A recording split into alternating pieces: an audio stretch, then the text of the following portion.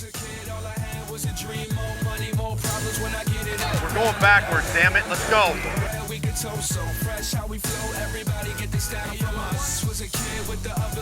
What's happening, everybody? This is the Philly Experience Podcast alongside Chris Stacker, Tanner Martin, Tyre Hood. I'm your host, Max James. It's great to be with you on this August 1st. Obviously, every Thursday here in the booth. Guys, Phillies. It's ridiculous. Makes a couple moves at the trade deadline. It's come and gone now. We acquired Jason Vargas from the New York Mets and Corey Dickerson from the Pittsburgh Pirates. Obviously, they're not eye-popping moves, but better than getting nobody, right? I mean, at the deadline. Also, another note, David Robertson's done for the season. He may need some Tommy John surgery. Drew Smiley, on the other hand, he's been a bright spot for us. So hopefully he can kind of continue his, his positive ways on this ball club. Him and Aaronola, hopefully at the top of the rotation. So we'll talk about that in a minute. Eagles training camp's in full swing. Hall of Fame game is tonight, finally some football. And the Eagles preseason week 1 coming up next week. Doggone right. And we'll also touch on some Sixers as well. So we'll get started today with the Phils. Obviously, a bit of bunch up in that wild card lately with different teams, the Cubs, Cardinals, Phillies, Brewers. I mean, the list goes on and on. We're 56 and 51 right now, half a game out of the wild card spot. So what do you guys make of the moves? Do you like the acquisitions of Vargas and Dickerson? I definitely like Corey Dickerson. By the way, hi, I'm back. What's happening? Dickerson isn't necessarily a heavy bat, but I'll tell you this, with a .315 batting average, that could be, just to put a veteran guy in the leadoff spot instead of just relying on Scott Kingery. Scott Kingery has been playing great this year. It's certainly a guy who can get on base. Only 4 home runs, 25 RBIs this year. But, hey, the batting average is there, so I like that. Jason Vargas, it's a guy with a lot of experience. Yeah, but like I said in the group text, you basically got the same guy that we got already. He's not necessarily a guy that makes you go, wow. Nah, not really. But, I think I'd rather see him on the mound than Vince Velasquez. Yeah, I agree with you. I like the moves. I think Vargas, he's been better as of late. His splits between Citi Field at home and away are a little bit different. I mean, he's a lot better of a pitcher at Citi Field than he was away. But last time we saw him a couple weeks ago, he went 6 1/3, struck out 10 batters against us, and that was at Citizens Bank Park. So I can't complain just based on the fact that the pitching staff that we had in place with Eflin and Pivetta, even before him, it's been really, really bad, and we all know that. So hopefully Vargas could give us something in the back end of the rotation. I know Pivetta moved to the bullpen, and I know Eflin did as well. Mm-hmm. So Velasquez, listen, speaking of last night's start, he pitched pretty well. He went 5 innings. He gave up on the one bad pitch. He gave up the 2-run home run to, I believe that was, what was that, Buster Posey or? Posey hit the 2-run shot. Okay, so Posey. Yeah. So he didn't pitch poorly, and it's kind of what you expect out of him now. The 5 innings, he's going to have a high pitch count. He's not going to go deep into games, but as a number 5 starter, he did his job last night, and we just didn't hit for him. So if Drew Smiley can stay hot the way he's pitching, he's not going to go out there and throw 7 shutout innings every start. We're not expecting that from him, especially because we just picked him up from the minor leagues last week. Mm-hmm. So hopefully he can continue to progress and get better and keep pitching well for us. And then hopefully Vargas, it's all hope these days with him. He's kind of an older vet, savvy. He doesn't throw 96, 97. He'll get you with that slow speed pitches, 88, 89 miles an hour, and rely on his movement. So I can't complain. The one thing, Chris, you did bring up a good point about the Corey Dickerson. I like the leadoff spot factor with him. He has been in a leadoff spot, I guess recently, the majority of his career, especially in Pittsburgh. So Scott Kingery was there for a little bit. We tried him out. He was good in the beginning, and then he started to struggle.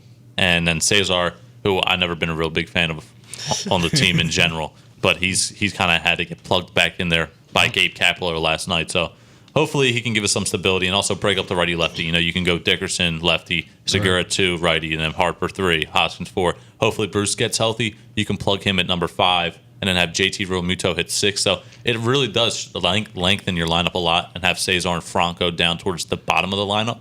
So we'll see how it plays out. It's going to be an interesting couple of months here to the end. I think his batting average is over 300 now. So yeah, that'll be an excellent option for the leadoff spot. And then, like you said, it kind of balances everything out.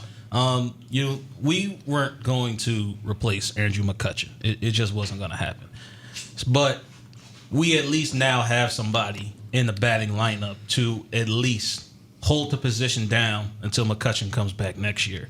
And I think that's really what you want. And you know what? And I kind of had to process that trade a little bit. I'm like, okay, they got another fielder. Okay, but now then I thought about it, and I thought about how he could contribute to the team, and I said to myself, okay, I can see how this guy is going to contribute to the team. I can see how he's going to help us out, especially in the batting line. But then, like I said, I know he's not Andrew McCutchen, but it is what it is. McClutchen. Yes, thank you, Tanner. So, but yeah, I like that move. But in terms of the pitcher, Jason Vargas, you just got another guy that we already have. Who would you compare Vargas to in our rotation that we have right now? Man. I won't say Nick Pivetta because he can at least go farther than him. I think you guys are going to be surprised. My point is, I think you guys are going to be surprised at Vargas. I think he's going to be better than what we expect. I, along with probably a few other people, expected the Phillies to make maybe a bigger splash during the trade deadline because in the beginning of the year we heard the Phillies were going to spend stupid money and all this, but then the deadline came and there weren't really that many moves made to really help out what we needed to be helped out. And maybe that money went towards extending the contracts of you-know-who. And so, yeah, I just wasn't really that impressed with the moves made. Yeah, I don't know. It feels to me like we spent all the money on Bryce, and I guess the front office decided that they didn't want to spend, any more than they had to on a guy that would, I guess, put him over the top. But I don't want to. I say that questionably, because the fact that if we go out and get like a stud pitcher like a Greinke or somebody, does that really put us over the top? Does it really give us that next step as far as being I don't want to say a World Series contender, but a solid playoff team? That's tough to say, just especially because of all the moves the Atlanta Braves made. The division is out of the question. There's they made no so chance. many more moves the Braves did. Yeah, adding Shane Green, that dude, what the hell? Yeah, he's the closer. If anything, like you said weeks ago, Max, at this point, it's the wild card. That's all that we have to worry about. I'm going to pull up the wild card standings real quick. Right. But, yeah, really, I'm not seeing this team make the playoffs, honestly, if I'm being realistic. Something that I didn't really like hearing was, I think it was McPhail that said, if we make the playoffs, we make the playoffs. If we don't, we don't. And that's not really something that I think us as a fan base would stand behind. What? No. It's so careless to say. And after this team did what they did in the offseason, and just to say, if we don't make the playoffs, we don't make the playoffs. I would only expect a response like that if we were the 2015 Phillies and we had a hot start. Right. But no, this is different. We signed Bryce Harper. Right. And we were expecting huge steps to be taken. And even last season, I didn't believe in the Braves at all last season. I thought it was all fake, but now I'm a believer in how good they are. And you're seeing them win games and win almost every series they're in. And you're going to say, if we make in Philadelphia, you're going to say, I think it was McPhail that said that, yeah. You're going to say, if we make the playoffs, we make the playoffs. If we don't, we don't. Hey, there's next year. That's not what we want to hear. Right. That is not a winning mentality. Yeah, especially after this offseason. But how can you not say that with the inconsistencies that we've been talking about week in and week out on this program? I mean, week in and week out, we complain about, hey, they won this game, they won this series. But then we have games like last night where they only scored one run and we lost 5-1. And it's like, okay. Like, you can't really get a good gauge for this team. And I'm sorry, the inconsistency isn't going to work in the playoffs. So I agree with McPhail. If they make the playoffs, what did he do? They made the playoffs. But if they don't, oh well, they didn't make the playoffs. It is what it is. So, man, look, it is what it is. That's another thing. Is it just me, or every game the night before we do a show, do they just lose? Is it just me? Like, what the hell? No, I think they like just seeing us angry. I think that's the deal. Anyways, I pulled up the standings just because I wanted to get a feel for the wild card standings, because I'll be honest, I haven't checked it out in a while. Yeah, the Phillies are half game out with the Brewers, but we have a couple games in hand on the Brewers. And right now, St. Louis and Washington are St. Louis is a half game ahead of Washington. We're a half game behind Washington, and Chicago is a game and a half ahead of us. So we are right there. And maybe these new additions we've made to this team, I really like what I see out of Drew Smiley. Maybe it could be enough to push us, but with Arrieta and his inconsistencies, who's starting today, and whoever else they put out there, because it really has just been Nola, and Eflin started out hot, but like you said, he's now in the bullpen. I just don't have a good feeling about the Speaking of Nola, the rest of this year. What in the world, man? Like, we were complaining about him, and we were really worried about him in the beginning of the season. Now all of a sudden he's getting hot again. Like, I don't understand why in the beginning to the mid-season, like he's like that, where it's inconsistent play. But then around this time of the year, all of a sudden he just starts to turn it on and he figures it out. He likes the hot weather, I guess. Yeah, get used. Man, it's Philadelphia, man. We do hot and cold up here, man. Get used to it. You ain't in LA. Listen, in a perfect world, I think for us to make the playoffs, we're going to need Drew Smiley to continue pitching like a number 2 in a rotation. And we're also going to need Jason Vargas to pitch not like a 4 or 5, but more like a 3, in order to stay in the race. Because that would give us 3 pitchers that are pretty solid. And also, Jake Arrieta, he pitches, efficiently, I guess, for 5 or 6 innings. And then have, hopefully, Eflin fix his problems in the bullpen and then piggyback, Arrieta with Eflin. And that'll give you your 4th start during the week. And then Velasquez, you're just going to have to use the bullpen in his starts because he just flat out doesn't go deep into ball games. So in a perfect world, that's how the whole setup's going to be. I know you didn't, or I should say the Phillies didn't get what we all hoped for and something, a bigger piece, I guess. Right. But yeah, in a perfect world, that's how it's going to have to be. I would have liked to see him get another bench bat in the infield because Franco playing every day, I just don't think is the answer. And Sean Rodriguez is just a bench piece at best at this point in his career. So also a reliever. I would have liked to see. I would have liked to see a relief pitcher, like a closer almost. Not like a middle reliever, but a closer, because we really don't have that back end piece the whole season. I know Hector Neris has tried to be that guy, but we really don't have that lockdown closer that I wish we had. By the way, Neris starts his 3-game suspension today. Yeah, So we're playing with one less man on the roster, 24-man roster. And also, we'll see how Corey Dickerson does. Right now he's nursing a groin injury, so he won't be playing next game. But let's see how he does for the Phillies. Agreed. I think he's gonna be pretty good. I mean, he's batting .317 this season, and I think if we're gonna make a deep run towards the playoff spot, our stars are gonna have to pick us up.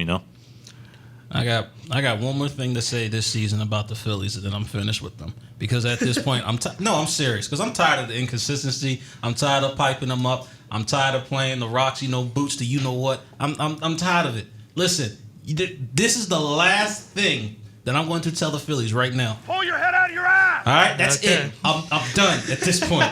All right, I'm tired of the inconsistencies. I'm tired of you're hot one game, and then the next minute you don't hardly score or you don't score at all. I'm sick of it at this point. Listen, T, last time we started at 54 and 48, last week we were talking about that record, was 1980 and 2008.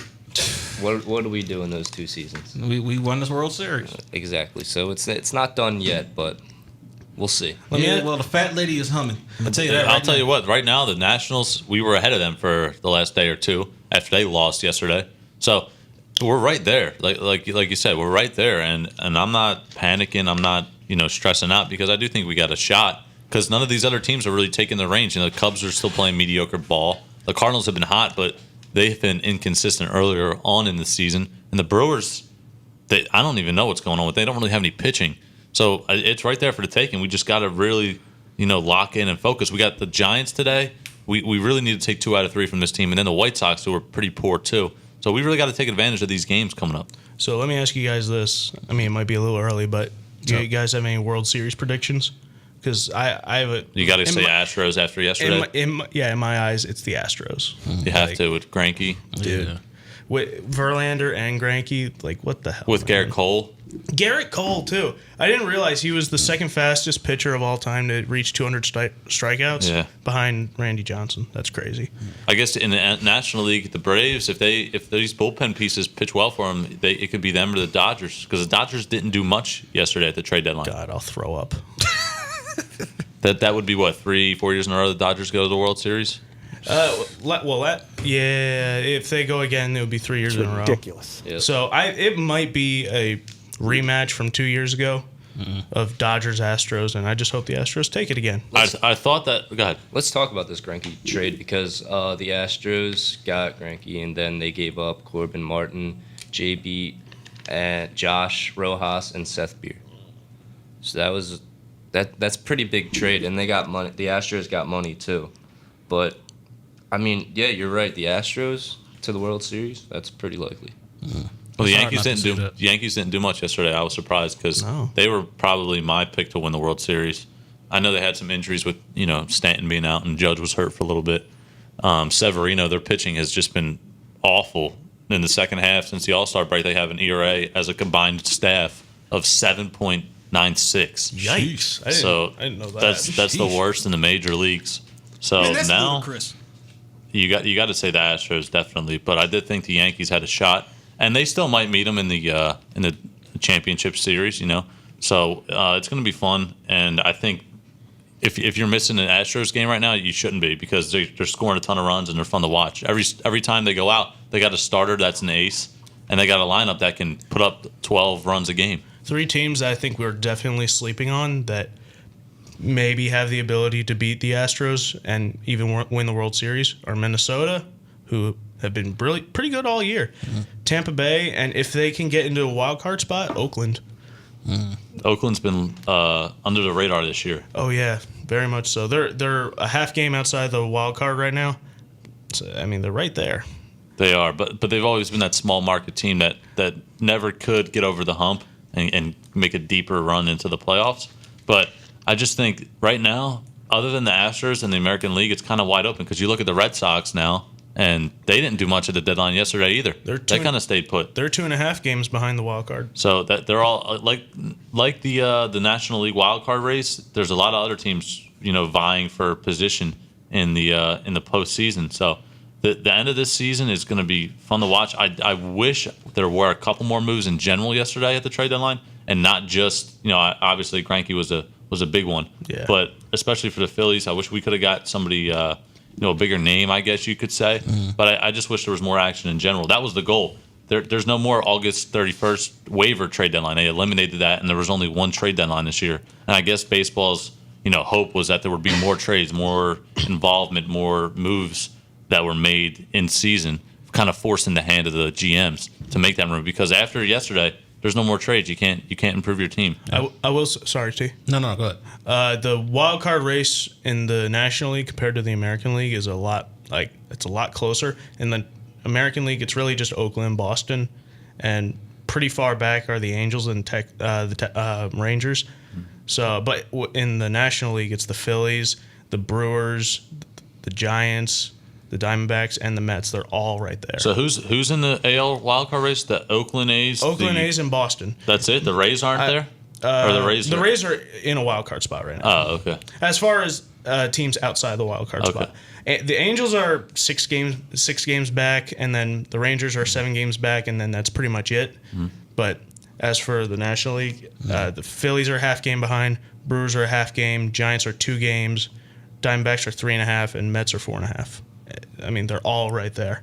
Wow. I guess, man, it's just the problem here is the Cubs and Cardinals are giving us a little bit of trouble because they're bunched up together. One's not going in one direction, the other is not going in the other direction. They're kind of staying put, which is kind of hurting us because what we really would want is one of those teams to take off with the division to kind of eliminate them out of the picture, and then have the other one drop off. So then we're really just fighting with the Nats and the Brewers, but they're two really good teams, and they're both kind of even from a talent perspective. So they're kind of in that same boat, and I just hope as the season goes on here in the second half that one goes one way and the other goes the other. Because if they stay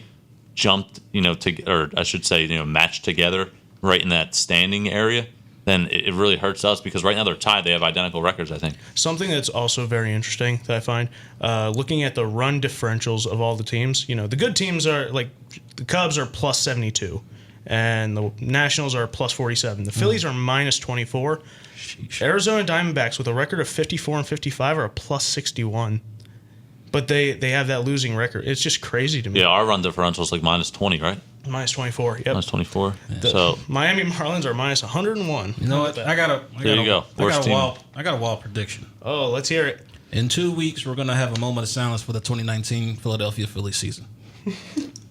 That is my prediction at this point. The Detroit, geez, so negative over there. the Detroit Tigers are a minus 205. They have wow. That's almost unheard. That's almost unheard of. That is ridiculous. Oh my god. Wow. All right, let's go. Let's jump into some football over there. I know you're chomping at the bit over there to talk some football. Go ahead. What do we got on some Eagles? All right. Here's the latest update from training camp. Apparently, Carson Wentz is lighting it up. He's really connecting with Deshaun Jackson, which is really encouraging to see. Matt Collins, he had another lower body injury. As we know, the last year he didn't play at all because of his groin. They kept saying that, he was going to come out and play. He was eventually going to come out and play. He never did. And the groin injury ended up being more serious than originally thought.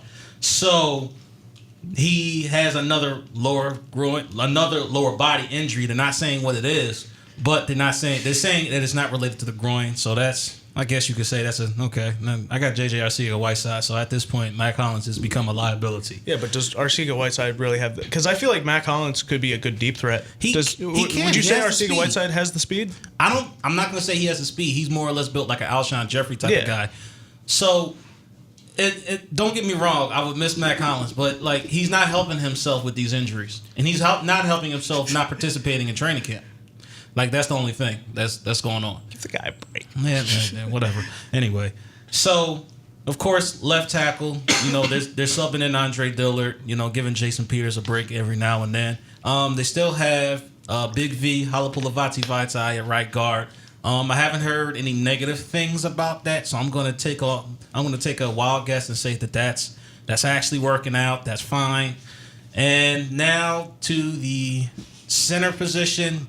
There is a competition at backup center. They're trying to see whether starting left guard Isaac Seumalo can back up Jason Kelsey or Stefan Wisniewski. Wisniewski's not really cutting it right now. Mm-hmm. So right now they're working with Seumalo at that backup center position because as we know, Kelsey is getting a little older. Those injuries are starting to catch up to him. And you don't know how long he's got. Was Seumalo a center before? Because I know Wisniewski was. He was listed as a center when he came out of college. Was he? Okay. He was listed as a center. At the running back position, Jordan Howard is really opening up eyes. They're actually surprised at his ability to be able to pick up blockers in passing situations, which would open up the playbook for him and allow him to get more snaps because that's one of the most important things in this Doug Peterson offense is the running back's ability to be able to block for the quarterback. That is they probably list that maybe 1A in priorities when in terms of running backs. Miles Sanders is coming along, and now on to the defense. Oh God, the defense. I say that because man, okay. Let me be positive. Be positive, T. Be positive. Be positive. All right. Defensive linemen, they've been really lighting it up. They are really, really, really proud of Josh Sweat and Joe Osman and the way they've stepped up. As we've said on the show on a number of occasions, we're worried about the backup defensive end and, they like to heavily rotate the defensive line. How is that going to work out? Well, surprisingly, those two have stepped it up in camp. So that's good to hear. Linebacker is really good. Corners. Here's where things get interesting, and here's where I want to start discussing this, because we kind of discussed it before pre-show. Right now, the slated starting corners, as of this moment, should Ronald Darby not play and not be ready by week 1, the starting corners would be Rasul Douglas and Avonte Maddox and Sidney Jones. The reason why I say that is because Jalen Mills, of course, he's injured, but as we all know, he hasn't been playing the way we want a corner to play, biting on double teams, things like that, and it hasn't changed. Well, now he's not playing in preseason. I mean, he's not playing during training camp. He's not practicing at all. And now there's rumors out there that he could possibly be cut. So what are you guys' thoughts about that? Just out of curiosity. Because I know some of you guys back up Jalen Mills, and I know some of you guys have some sort of respect for Jalen Mills. Look, look, it was over a year ago, but he earned my respect in the Super Bowl because He did. He covered Gronk phenomenally in the first half, at least. And then I just remember. And then what happened in the second half? Well, they put, I believe, Rodney McLeod on him, and then Gronk got over 100 yards, I think. How'd that work out? But no, I mean, I know it's only one game, and it is definitely the biggest game Jalen Mills has ever played in his life. No doubt. He earned my respect in that game. He didn't help it last season. Nope. Not the at all. slightest. And, I mean, like you guys said last week when I wasn't here, I mean, just every double move, same thing. I mean, the definition of insanity is expecting. I messed that up. I remember Sorry, more you guys plays being upset with how Jalen was playing than more plays of me actually being impressed by the way he was playing. And he's not very consistent. And if the option came to trade him and somehow improve at that position, then go ahead. But you were saying they were going to cut him? They're going to cut him because he doesn't have any value. I mean, it's like we said. He plays off the ball. He plays 10 yards off the line of scrimmage, which is already a problem as is because nowadays with the game evolving and quarterbacks getting that ball out quickly on quick hitches, 2-3 yard hitches, you play that far off the ball, you're already lost. That's 5-7 yards right there for a wide receiver. Don't let him get past him. So he doesn't have the foot speed. He really doesn't have the hands. He doesn't have the cover skills. But, I mean, I'm sorry. There has been no development over these past years that he's been here as an Eagle. Well, I mean, listen, he was a 7th-round pick. So from the start, you're not expecting much out of him, right? I mean, No. You're only expecting a lot out of him the last couple of seasons because we really didn't have any other talent to back him up. You know, or I should say, start ahead of him. So you were kind of hoping that he would come in there and, produce on day one, right. Which obviously he has his moments, or he has had his moments in an Eagles uniform. But I'm just more focused on the offensive line right now. I just want Carson to be protected. I know Brandon Brooks is working his way back from the Achilles tear, saying he looks good, competing on 7-on-7s. But again, from the secondary standpoint, this might be the first season in a while where I'm saying we might be, barring injury obviously, decent back there because Maddox is good and Sidney Jones is looking like he's finally getting over his Achilles tear from college. And, we still got Jenkins back there and McLeod's coming back. So, we got guys back there. And McLeod is a name, I should say, that he's an iffy because of that big injury. And he did take a major pay cut in the offseason. Mm-hmm. So we may not expect too much out of him this season. But you never know, man. You never know how these players bounce back from their injuries. Agreed. There was something I wanted to bring up to you, and you guys too, obviously. But you're a film junkie, obviously. Yes. When I was listening to last week's show, and Tanner mentioned that Mark Sanchez is one of the only 2 quarterbacks to ever beat Tom Brady and Peyton Manning, both is an outrage in a playoff run. Right. So that got me thinking. I wanted to go back and watch that game. And when I normally watch football, I watch it like almost every other person. I just watch the snap, I watch the quarterback, see where he throws it. Right. But I really wanted to try to dissect and see how the New York Jets beat the New England Patriots. And then I also did the same thing with the Ravens in 2012. Mm-hmm. And, I mean, it's really no secret. You beat the Patriots with an effective pass rush. Yep. Sean Ellis in that Jets game was a monster. Yes, he was. And they, for the most part, they were running a 3-4 scheme. Mm-hmm. And so Sean Ellis had 2, sometimes even 3 guys on him. And Correct. he still... That's the job of the nose tackle. Burned those offensive linemen. And, well, this was the thing I wanted to bring up. Because the Giants beat the Patriots twice. Correct. With a dominant pass rush. I almost said the Eagles did too, but that didn't quite happen. Yeah, we only got to him one good time. Now, the one good time was effective because that basically won the game. but one good time. And the thing I wanted to bring up is the gentleman in question, Brandon Graham. Mm-hmm. I know that when the Eagles re-signed him, you were not exactly the happiest camper about it. No, I wasn't. I also know you wanted to retain Michael Bennett. Your opinion on that might change as well. Yeah. Yeah, After what he definitely. said about coaching. But bring up what he said, because you're going to make me angry. Okay, just give me a second. But if I could finish, look, in that Jets game, I also know that I was studying and dissecting a Tom Brady from 9 years ago, so I know he's a lot better than 2010 Tom Brady. Correct. But the amount of pressure that Jets pass rush was putting on him, you should. I don't know if you remember the game that well, but he was throwing the ball all over the place, very inaccurate. Because I don't even remember who the commentating crew was, but they were talking about just that pressure getting to him. And I know you said you don't like pressures, you like sacks. Correct. Which you're right. You actually put the quarterback on the ground. Right. But if you can get into Tom Brady's head, I'm just saying Tom Brady just because he's the cream of the crop. He is the best quarterback in this league. If you can get into his head, have him worried, have his head on a swivel, and make him throw the ball inaccurately. I also know Brandon Graham has not, in your opinion, Right. well, also the numbers kind of show it, that he has not quite played up to that contract. 5.5 sacks, 2018 season. Now, first, I want your opinion on the Michael Bennett thing. Do you have the quote? I have it. Yeah. Michael Bennett on Bill Belichick, he said, "Nice to have a coach who sees you as a human being." This is him talking about I am pissed off. Coach Belichick. Really, Coach Belichick, the guy who gets rid of you if you do one play wrong, the guy who is basically known throughout the NFL as like this hard behind guy that shows no emotion. That guy treats you as a human being. Are you kidding me?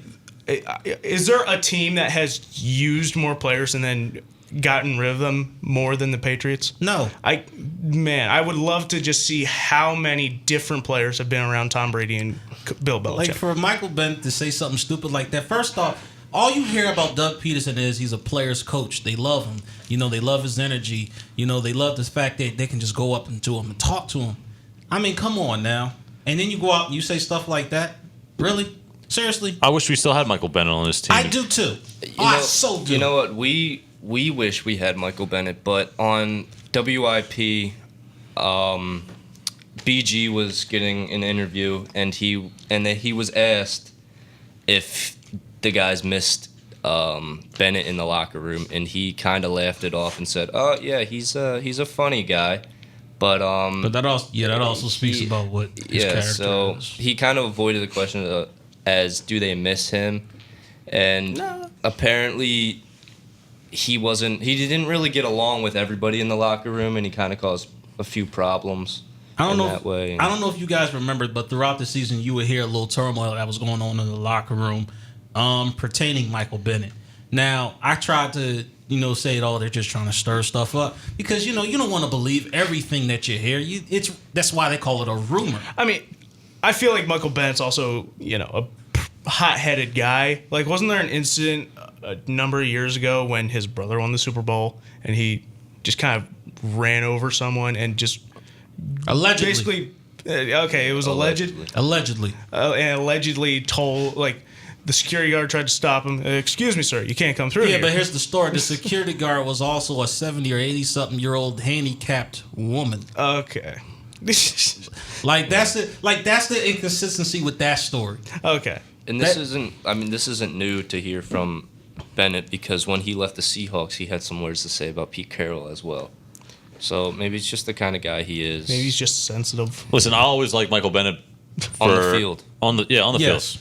I mean, if you guys remember, he was great. The last drive of that Saints game, not us on offense, but us on defense. He got to Breeze on a third down and sacked him and forced Will Lutz to kick that field goal from far back, like 50-plus yards. Yep. And he missed it, and that gave us a shot to go right down the field. Mm-hmm. If we win that game, you got to – I know Foles, he threw the pick, but if he goes down there and scores a touchdown drive, you remember the Foles touchdown drive, but you don't remember the Michael Bennett, big play where he sacked Breeze for like a big-time loss, like 7, 8, 9 yards, So that's a big-time play, and he was really good for us. I don't know – there really was no reason they gave for Bennett being traded. They said, I guess, contract-wise, he wanted more money than we didn't want to pay him.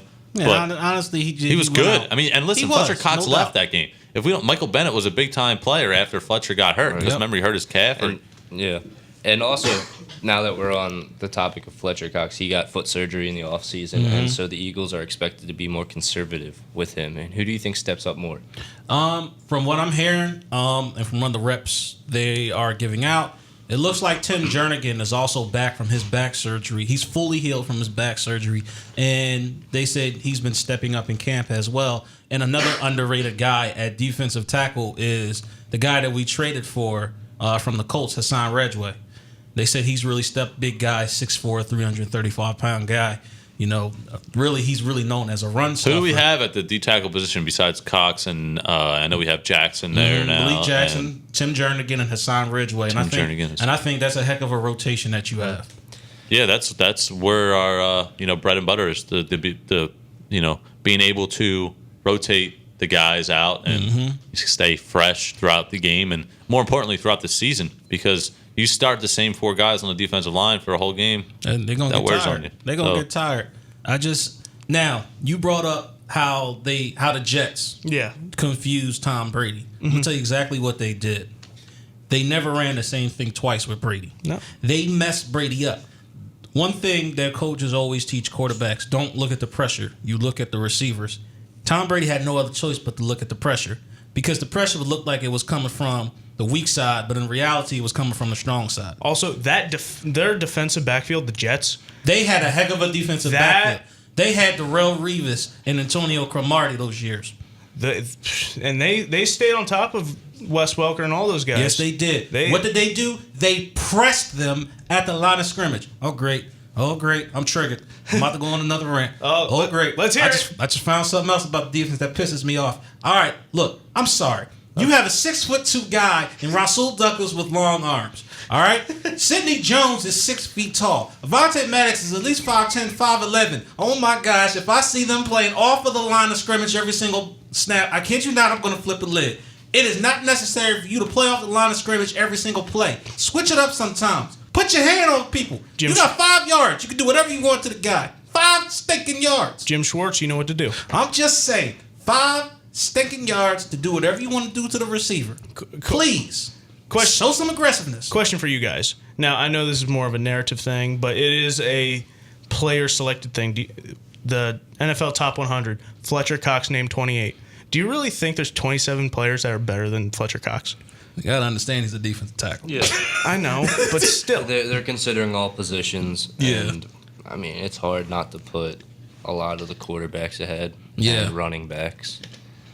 I mean, I just got an update here. Miles Sanders got hurt in training camp today. He got hurt his foot. And they're looking at his leg in the 10 right now, but he just went down and he was down for a couple minutes, but they're looking at him. What is going on back there? But again, I know he went to Penn State, so you guys are big Penn State fans. I'm not a big Penn State fan, but so you guys watch a lot of Miles Sanders. But I just never was a big fan. He was always injury prone coming out. I mean, he was always number 2 behind Saquon. So but then he played well in his one season or 2, 3, however many seasons he was there. I was at that game where he had his longest touchdown run. Did you? Yeah. So hey, Corey Clement. This just means let's see your rookie year again. Yep. Because man, Corey Clement in his rookie year was so great. Don't forget about our rushing leader last season, Adams. Yes, Josh Adams. I don't even know if he's still on the roster. No, he's still on the roster. He's still on the roster? He's still there. Is Wendell Smallwood still on the roster? Now, that's the guy who's on the bubble. Yeah, I mean, we have 8 running backs on this team right now. That's the guy who's about to get the boot. How many good running backs do we have, though? We have 0 maybe confirmed. 0 Jordan confirmed. Howard is a good running back. Jordan Howard is I'll give very you that. underrated. You're right. Remember Darren Right Sproles? Do we still got Darren Sproles?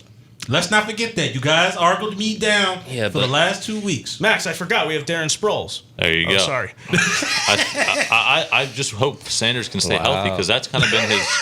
Listen, Miles Sanders has all the talent in the world, but I just want him to stay healthy, man. Because if he stays healthy, we know we don't do a 3-down workhorse back type of set. We have our rotations going on with every position. We rotate different players in there. Sproles will get some playing time. Clement. There's other teams, like you look at the Cowboys, it's Zeke, and they got nobody else. It's just Zeke all day long. Same thing with Saquon. But the thing that gives us the edge is the rotations. And if we can stay deep on our as far as depth on across. Yeah. That's really important. And if we have for us. these cheap guys like Smallwood, who doesn't really cost that much, and we can keep him in the rotation and just keep the defense on edge. Yeah, but what value does Smallwood bring to a field? Like I don't. Nothing. Yeah, I mean, No value. No. I mean, he's Like, a body. As a defensive player, Exactly, he's a body. But- as a defensive player, if I see Jordan Howard coming onto the field, I'm like, oh crap! Now I got to work extra hard to bring this fool down. I see Smallwood, I'm like, we could have a real two-headed monster in Sanders and Howard because they both are good at what they do. Sanders is kind of the younger bruiser. I don't want to call him LeGarrette Blount because there really is only one LeGarrette Blount. Yeah. But and then Sanders is just that shifty, all-out, athletic running back that can catch out of the backfield too. So then you have Clement and Sproles kind of do that third down thing. Yeah. Man, Right. stay healthy, man. This Stay can go healthy. back to the Ajayi and LeGarrette Blount kind of duo we had going on. like it just. So I'm Team not. dreadlock. I'm not worried about. I'm not worried about Sorry. running back. I mean, we still got plenty of running backs, but Sanders, man, if he doesn't get himself together in terms of his injury history, no. This might just be my naive football brain, but I would almost like Corey Clement more as a wide receiver, just because I feel like as a receiving back. I mean, I don't know if he's better than Jordan Howard. I feel like he gets open better out of the backfield. Yeah. So putting him a receiver. I mean, again, I'm just referring back to the Super Bowl. Right. 4 receptions, but over 100 yards. True. Well, all those receptions came out of where? Nick Foles. Well, I heard that. Not that any of this matters. We're talking third string quarterback play here, but Cody Kessler outplaying my boy Clayton Thorson. Yeah, Clayton Thorson has been stinking up the joint. I can't believe That's our an backup understatement. quarterback is Nate Sudfeld. And that's funny because yesterday Doug was talking about how much confidence he has in Sudfeld. And what do you guys feel about Sudfeld? I think we're in trouble as all hell. They're talking about Wentz gets hurt. that last Redskins game and how Sudfeld did pretty well, but I don't even think he threw the ball. I think he just ran the whole time. The last time I feel like I saw him throw a ball was the second Dallas game, the Super Bowl year. No, it was the didn't he come in? I know he came in for Nick Foles in one series. It was the Texans. It was the Texans that he came in because the Damian Clowney had laid Nick Foles out, and he came in for one play. Did he throw the ball? He did. He did get Was it caught? I think it was a screenplay. Okay. It was a screen. 10. That's almost a guaranteed completion. The guy they about paid to screenplays. throw the ball. Did he throw it? He threw it sideways. What a lateral. No one can throw a lateral like Nate Sudfeld. But no, if knock on wood, something bad happens. I would like to say Nate Sudfeld can go out there and push his way to a win, but I just don't see it. When no one's going to be scared when a guy named Nate Sudfeld comes up and has the ball in his hand. Yeah, I want to point out the injuries that are occurring in training camp right now. Tyreek Hill gets hurt yesterday. Andrew Luck got hurt. So there's a couple of AJ Green, Wait a the minute, other name. how did Andrew Luck get hurt? Yeah, Quarterbacks aren't even allowed to get I touched. think he hurt his calf. Got a calf strain. See, that's why you guys stretch. And AJ Green got hurt too, so kind of a couple big names getting hurt. I just think this whole preseason is a bunch of nonsense, really, to be honest with you. So you I gotta- really want them to do something about it, man, because 4 preseason games is just, it's so much. But the preseason games are really just mainly it's not for the starters, but it's for the guys who are trying to make the roster. Okay, that's what we have training camp for. That's true, but you're going. You don't need 4. You don't need I 4. agree with that, but you also don't. You also going up against guys that you know the playbook just as well as they do. Right. So it's different when you go up against somebody else who has a different scheme, a different playbook, a different way of running things. I get the whole fact that they want to make money out of all this, but play 2 more regular season games and play 2 preseason games. Take the 2 preseason games, add them to the season. 1, more fan appeal, more football. Right. We all love football. More fan appeal. Lengthens the season a then little if bit. you're NFL is king. You don't need fan appeal. If you're playing 2 extra regular season games, this was talked about between the NFL and the board and everything, that a quarterback would only be allowed to play 16 Well, is it of any the player? 18 games. Or is it just quarterbacks? I think it was just quarterbacks. So Nate Sudfeld would have to play anyway. Yeah, let's be honest. Would you want Nate Sudfeld or would you want the guy Chris called this? It's Nicholas Goat. I'm just Yes, because the dude has a statue in Philadelphia because he did a thing that no other Eagles And quarterback did. apparently Nick Foles is impressing for the Jaguars right now at training. I would camp. hope I'm so. not shocked.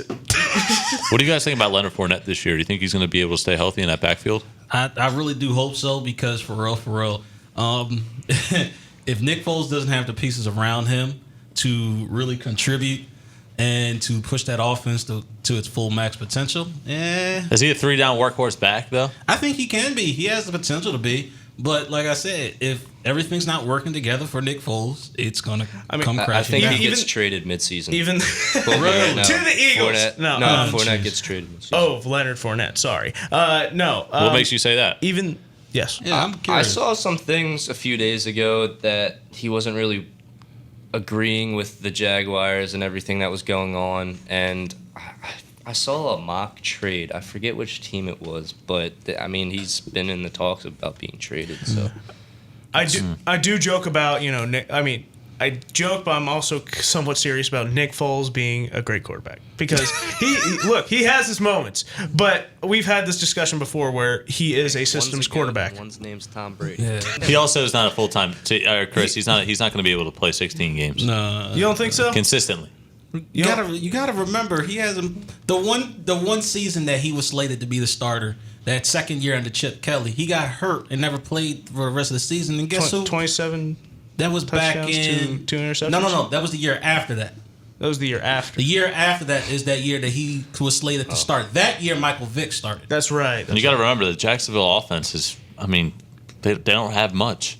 They got Leonard Fournette. It's going to be a lot of handing off. I know. That's why I was saying. Look, I do feel like he is a systems quarterback because everywhere he has gone, other than Philadelphia, he has not been successful. If the system doesn't work, he's not going to be. It might have stemmed from this ridiculous mock trade that I saw on Instagram. Oh, let's hear It it. was No, this I gotta Leonard hear. Fournette and Marquise Lee for Melvin Gordon in a 2020 fourth round pick because Melvin Gordon is holding out. Yeah, okay, but you trade one problematic running back away, and you add another problematic running back. Hey, You didn't You solve also it. give away one of your Sometimes top all wide you receivers. need is a change of scenery. Sometimes. That's true, but Melvin Gordon wants money. That's the issue. T, what's the latest on Melvin Gordon? Is he going to be on the field anytime soon? From what I'm hearing, him and Ezekiel Elliott. Oh my Is goodness. Zeke in Mexico right now? Zeke is in Mexico right now. All right, the Cowboys are in disarray. As a matter of fact, I sent you guys this in the group text. Jerry Jones said, and I quote in an interview, he said, "I don't need a rushing champion to win the Super Bowl." Here's the problem with that. Here's the problem with that comment. He is correct. There's nothing wrong with what he said. But here's the problem when it relates to his team. Ezekiel Elliott is the offense. Yeah. Well, Yes, they have he is. Amari Cooper, who's a number one receiver He's at a least, number one. right? He's a number one receiver. Yeah. But here's the thing: as a defensive-minded person, if I don't have to worry about your running game and I can just tee off on your receivers, And also, a You wide become receiver, one-dimensional. a wide Ezekiel receiver Elliott is will only be as- there week one. He'll be Dude, there. a week wide one. receiver is Really? only as good as Yeah. his quarterback. And I just, without Zeke, Dak is by himself then. Without Apparently Zeke and the Cowboys are further apart in contract talks than Gordon and the Chargers are. Apparently Zeke wants a lot of money, and the Cowboys are like, "Listen, we got to pay all these other guys. We'll pay you, but we're not going to give you the amount that you are asking for." Zeke is actually under fire again for another situation where they hit. I forget what happened. But I know what did you story see you're that? talking about. They In order for him to play in the playoffs. they hit an incident where he got into a confrontation with somebody around playoff time. Right. So now the Cowboys are being and investigated they were for that. and the Cowboys paid them off so he could be able to play in the playoffs. See, and that's the Cowboys for you. But that's another notch on Ezekiel Elliott. He has off the field issues, albeit one of the most talented running backs I have physically seen with my own eyes. Come on, man. I know. Come on. I know. You can't deny that. But I just can't here's stand the the guy. problem. His off the field antics is what's holding them back from really paying him. Because when you commit all that money to one person, you expect that person They to still got to pay contribute. Dak, man. They still got to pay Dak. I don't think his He's a franchise quarterback. Honestly, Exactly. the Cowboys have had never any problem signing a player that had off-field problems. No. I think it's really probably just the money. It, It can't be the off-season situation because but it's also a factor. All right, Because- T, when do you expect to see Ezekiel Elliott on the field? Does he get there or in do training you camp? see Is he another there? Le'Veon Bell situation? I was just about to say that. And you know what? You know what's crazy how it kind of relates to fantasy? You know, guys are already starting their leagues and whatnot, getting ready. Because I would draft Zeke first. Really? That's what I would have done if he was playing this If season. he was playing. Yeah. See, last year. But now it's Saquon. questionable. Yes. Saquon's got to be. Let me tell you something. I drafted Le'Veon Bell last year. Do you know Oh, Do you know how irritated I was that he Were didn't you play able at to pick all? up James Conner? Oh my goodness! No. As soon as I looked up James Conner, you're dude, done. when I say I was irritated, dude, Pisses me off. Le'Veon Bell was on my hit list last year. All right, so who do you expect to be on the field first, Melvin Gordon or Ezekiel Elliott? I see Melvin Gordon being on the field for us. Yep. And do you think he's there by preseason? Do you think he ever shows up at training camp? Is he there week 1? I think he'll eventually show up. When would you say would be a good time frame? I say maybe around the 3rd or 4th preseason game. I think that's when he'll show up. I don't think they're going to play him, but I think he is going to show up because he's still under that rookie deal. So, Yeah. you know, he's still making money, but of course he wants more money. He wants to be played like the elite running back that he is. Don't have a problem with that. So, and I've always been an advocate of players getting their money, especially since you play in a violent sport that you don't know whether or not the next play is going to be your last. Like we said last week, obviously the Chargers are more likely to sign Melvin Gordon before the Cowboys sign Zeke because of money. And who else are the Chargers paying? Right, exactly. And on top of that, you also have to start preparing for the departure of Phillip Rivers. And you got to start building that offense. Yep. So you don't necessarily want to just, bring in a young quarterback with no pieces around him. Who do the Chargers have second string? Is that Geno Smith? I think Geno is either Geno or it's it's Tyrod Taylor. It's one of the two. I forget. It was either Geno Smith or Tyrod Taylor. I'm not exactly 100%. I think it's Geno. Well, regardless, neither of those guys are going to start for the Chargers. They will draft somebody before Rivers retires. Yeah, Tyrod.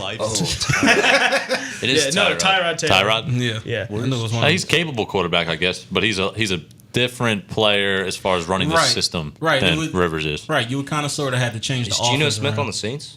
I can. Rivers is one of the most. Yes. I want Is to. No. Teddy Bridgewater. That's Teddy Yeah. Bridgewater. All right. Dang, Rivers is one of the So many most underrated scrambling quarterbacks. Yes. Yeah. That's Teddy. I'll answer your question. But Just find Geno Smith for me.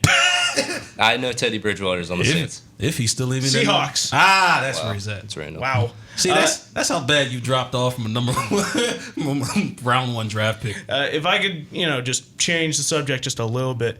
I know we're not expecting much of the Washington Redskins this year, but they are getting their running back that they drafted last year, Darius Geis. Yeah, and they're also. Do you expect anything big from him? Not with their franchise left tackle asking for a trade. I think Adrian Peterson still plays a role in that backfield too. I just think he's going to factor in. Not going to get a great amount of touches. I mean, I think Geis will get the most work, but I think Peterson will still factor in. Right. I can't believe that big run he had last season against the Eagles. Yeah, I was about to say Still got some in his tank. Yeah, Mark Sanchez was the quarterback. Like, who else did you think was getting a stinking ball? I'm just saying. Right. That hole was wide open. I'm just saying. All right, guys, Phillies lineup's out for today. It's the same one as last night. Cesar's back in the leadoff spot. Segura Hoskins is third again. Harper's in the cleanup spot. And then you have JT, Kingery, and then Hazley, Franco, and then Arrieta pitching. So if we can, looking at this, if we can slide Dickerson into the center field position and have Bruce come back and put him in left, that eliminates Hazley. Then you're really only looking at, are you going to put Kingery at third and take Franco out, or are you going to put Kingery at second and take Hernandez out? Then That again, would be your only question, I Adam think. Hazley has been stepping up as of late. I mean, I know you. I feel like you would be more comfortable with him playing AAA, getting consistent. Yes, I don't think at-bats. I think he's a season away still. All right. Plus, you got to look at McCutcheon. He's going to be back too. There's a good crowded outfield next year. Andrew McCullough. And can Hazley really play center field? I'm not so sure. I don't know about center field. I know Kingery can't play center field. I want Kingery at second base because one, he fundamentally in center field, he's not the best. I mean, he's capable, but he's not the best. And at third base, he just doesn't have the arm strength to get the ball from third to first. He bounces it to Hoskins every play. His position is second base, and that's why Cesar's just kind of hogging it up for him. I need Cesar out of there. I need Kingery to get plugged in. And I guess you can bring I know Cesar's having a decent season, batting like 280, but Cesar definitely can't play third, so you might have to leave Franco in at third base and put Hernandez as maybe your bench bat with. I really want to see Bruce play every day down the stretch because he's what you got. He's your best option there in left field, and have Dickerson play center because we need a true center fielder. Yeah. Dickerson can play center field still. Yeah, he can.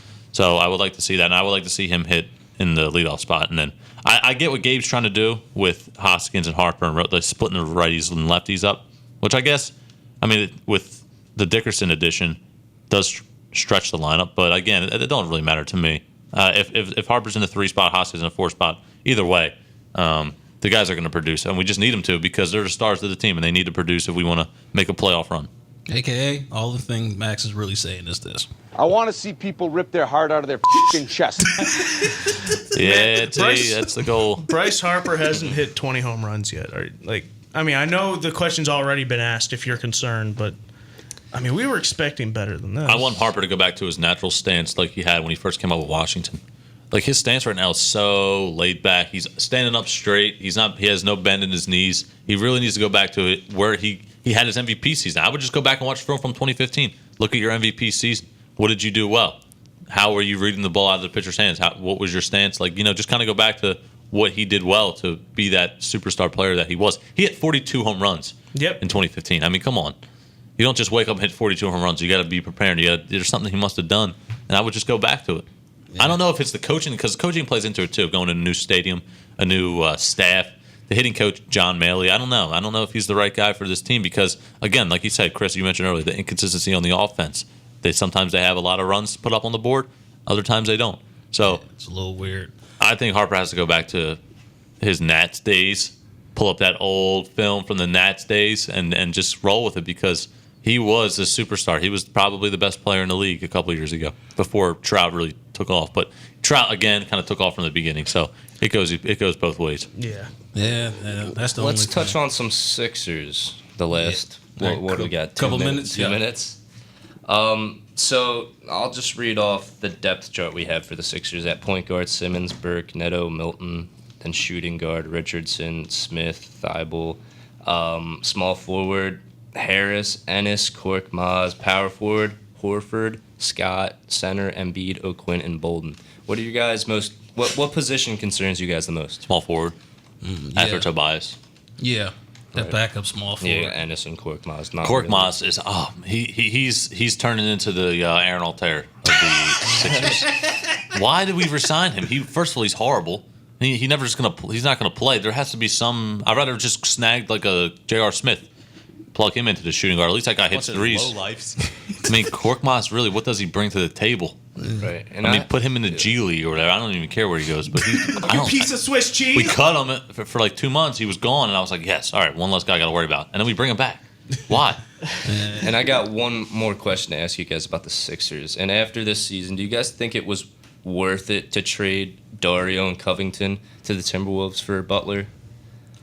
Yes. Yeah, only because of the players that you got. If it wasn't for that Butler trade, you wouldn't have been more progressive in getting Tobias Harris and being to this point where you're at now. I think the GM plays into it too. Getting Elton Brand in here, kind of making some aggressive moves. Yeah. So that played into it as well. And if you could like Dario. if you could have kept one of the two players, Chris, I assume Dario, but I would have taken Covington instead of Dario. Really? Yes. Defensive play? Defensive. Gotcha. All right. Hey, quick hot take that I wanted to make. First offensive play of the Eagles regular season. Deep ball to Deshaun Jackson. How'd you know? How'd you know? Yeah. Well, all right, y'all. If you missed any of this podcast, hey, listen, you can go to philly-experience.simplecast.com. Listen to all our shows on Apple Podcasts, Google Play, Spotify, YouTube. Just visit the website, download, rate, subscribe to us. Hey, man, communicate with us. We're at Twitter. On Twitter, we are at ThePhillyEXP1. So talk to us back. All right? See you next week. Send in some questions. See you later. Somebody tell Rolf that I don't love college. Cause the real world's kinda like real world. And it's drama, so you are Svetlana and I'm just a rhymer. Swimming in the water trying to dodge the piranha.